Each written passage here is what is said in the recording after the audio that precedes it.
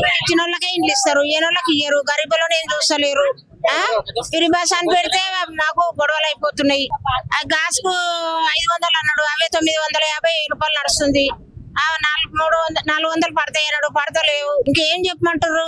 ఇప్పుడు ఈ రోజు మొత్తం నిరసన చేశారు కదా, దేని గురించి ప్రభుత్వం భూములు గుంజుకుంటారు కాబట్టి, గవర్నమెంట్ వాళ్ళకి ఏం లేదు కాబట్టి, ఉన్న వాళ్ళే గుంజుకుంటారు కాబట్టి పెట్టిరు ధర్నా. ఎవరు గుంజుకుంటారు? లోపల ఎవడుండో అది. ఇల్లు వచ్చినాయి, మాకు ఇందిరమ్మల ఇండ్లు లేవు, ఏవి లేవు, ఖాళీగా ఉంది. కట్టుకున్నామన్నా గానీ బిల్లు ఇస్తలేరు, ఏమి ఇస్తలేరు. ఉన్నది అన్నట్టుగానే తీసుకుపోతారు. కష్టపడి కట్టుకున్న రూమ్ లో కూడా ఉన్నది అన్నట్టు తీసుకుపోతుండు ఆయన అయ్యసోమ్మ. ఇప్పుడు పంట పొలాల్లో రాణిస్తున్నారు, మిమ్మల్ని ఏమైనా ఇబ్బందులు పెడుతున్నారు? మాకు పంట పొలాలే లేవు, కూలి చేసుకొని బతకాలి. 50 ఎకరాలు ఉన్నానికి రైతు బంధు ఇస్తాడు, మాకేం లేదు. 50 ఎకరా భూమి మాకు ఇస్తే బతుకుతాం కదా, ఒక ఇల్లు ఇస్తే బతుకుతాం కదా, మా పిల్లలను పోషించుకుంటాం కదా, చదివించుకుంటాం కదా. ఏది లేదు. కళ్యాణ పథకం అని పెడతారు, అది ఎవరికి వస్తుందో ఎవరికి పోతుందో తెలియదు. అది సార్ మా బాధలు. ఏం చెప్తాం? ఓటు వేసినప్పుడే అని అవసరం. మళ్ళీ 5 ఏళ్ళు చేస్తాడు, పోతాడు. మళ్ళీ 5 ఏళ్ళు వాళ్ళు చేస్తారు. ఏం లేదు, అందరు మమ్మల్ని వాడుకుంటారు అంతే.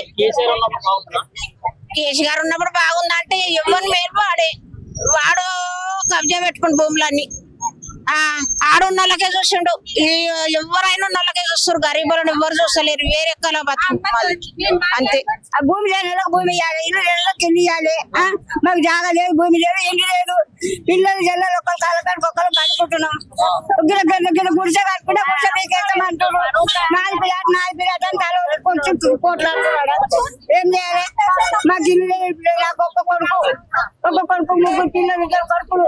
ఒక్కరి కాలం మీద ఒకరు వేసుకొని పడుకుంటున్నాం. ఉన్న పెంకటిల్లు కోల్పోయింది.